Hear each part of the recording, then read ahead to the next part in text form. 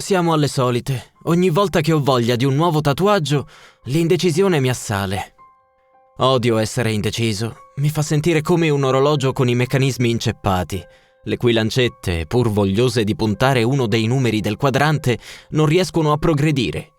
Ma non è colpa mia, è che ci sono così tanti disegni che vorrei avere sempre insieme a me, così tante forme che attirano il mio sguardo, con le loro linee sinuose, il loro simbolismo, quei colori che sfumano uno nell'altro, stregando i miei sensi.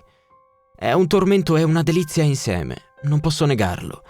È talmente piacevole passarli in rassegna, ammirarli, confrontarli, lasciando che la mia mente si immagini l'artista che sta dietro a quei capolavori.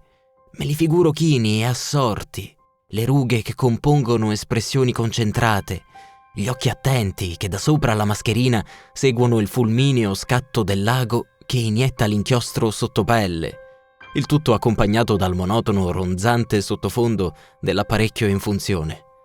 Il tatuaggio è un incantesimo e il tatuatore è un mago. Imprime nella pelle le storie, le emozioni, il distillato di una vita intera in un solo simbolo. Quale arte è grande quanto questa? Ah, maledetta indecisione! Che deliziosa sofferenza, che costipazione mentale! Ma la scelta è la parte più importante, ve lo direbbe qualunque tatuatore degno di questo nome. Bisogna prendersi il proprio tempo, inibire l'impazienza. Chi vuole rischiare di avere il tatuaggio sbagliato? Non io.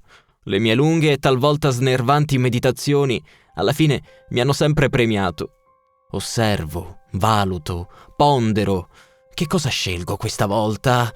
La feroce tigre o il flessuoso fenicottero? L'elaborato maori, complesso e tribale, oppure il tortuoso elegante drago cinese?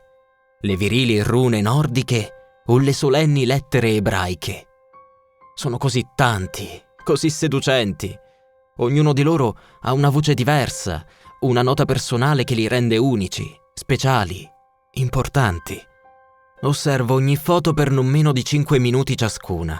Le passo accuratamente in rassegna, nel silenzio del mio piccolo, intimo boudoir, immerso nella penombra soffusa. Sorseggio il tè verde dolcificato col miele, assaporando questo momento sospeso nel tempo.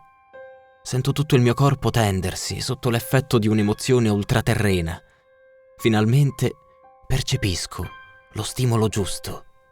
È un tatuaggio piccolo, ma di una poetica così intensa da risuonarmi nell'anima come una musica celestiale. Un colibrì che sugge il nettare dall'orbita vuota di un teschio. La vita che trae nutrimento e vigore dalla morte, che ne assorbe il necrotico miele. Mi viene la pelle d'oca. I peli mi si rizzano sul corpo nudo e intonso, al pensiero che quel piccolo capolavoro è la rappresentazione della mia stessa esistenza.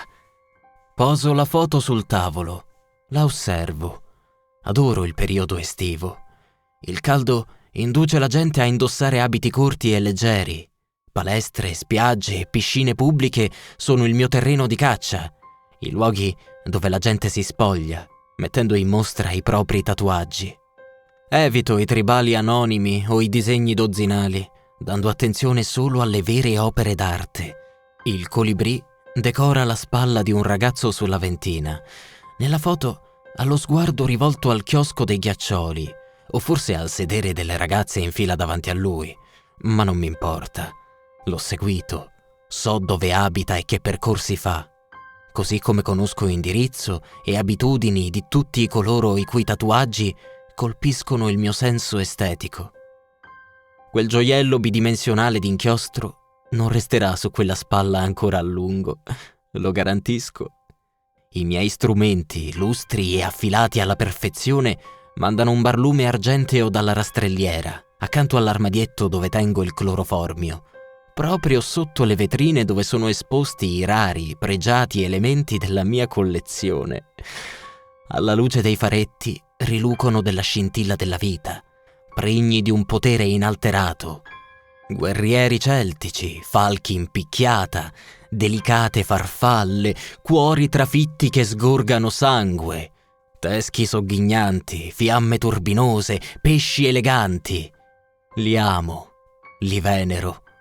Mi prendo cura di loro, li proteggo dal decadimento, ne preservo le tinte fulgenti, li ingrasso con creme idratanti, i miei tesori, il mio unico scopo di vita.